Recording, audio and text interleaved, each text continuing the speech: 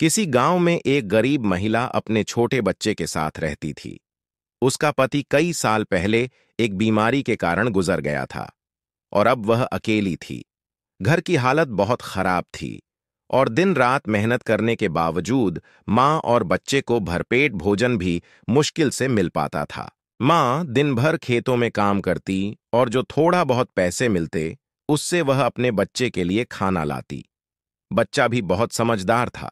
उसे पता था कि उसकी मां बहुत मेहनत करती है और उनके पास पैसे कम हैं, इसलिए वह कभी भी ज्यादा चीजों की मांग नहीं करता था। एक दिन जब मां खेत से घर लौट रही थी तो रास्ते में उसे एक व्यक्ति मिला। उसने मां से कहा, तुम बहुत मेहनत करती हो, लेकिन तुम्हारी हालत अब भी ठीक नहीं है। क्या तुम अपनी किस्मत को बदलना चाहोगी? मां ने बिना कुछ सोचे समझे कहा, अगर मेरे बच्चे का भविष्य सुधर जाए तो मैं किसी भी कीमत पर तैयार हूं। वह व्यक्ति बोला, कल सुबह जब सूरज उगेगा तुम नदी के पास जाना। वहां तुम्हें एक जादुई पत्थर मिलेगा। उस पत्थर से तुम सोना बना सकती हो, लेकिन याद रखना, वह पत्थर सिर्फ तुम्हारे बच्चे के लिए काम करेगा। तुम उसके भविष्य के लिए इसका इस्तेमाल कर सकती हो, लेकिन लालच से बचना होगा।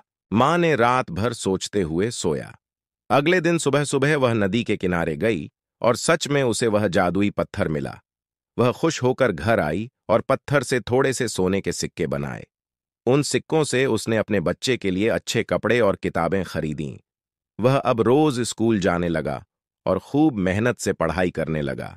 मां ने पत्थर से थोड़े और सिक्के बनाए, लेकिन वह लालची नहीं बनी। उसने सोने का इस्तेमाल सिर्फ उतना ही किया जितना उसके बच्चे की पढ़ाई और भविष्य को बेहतर बनाने के लिए जरूरी था।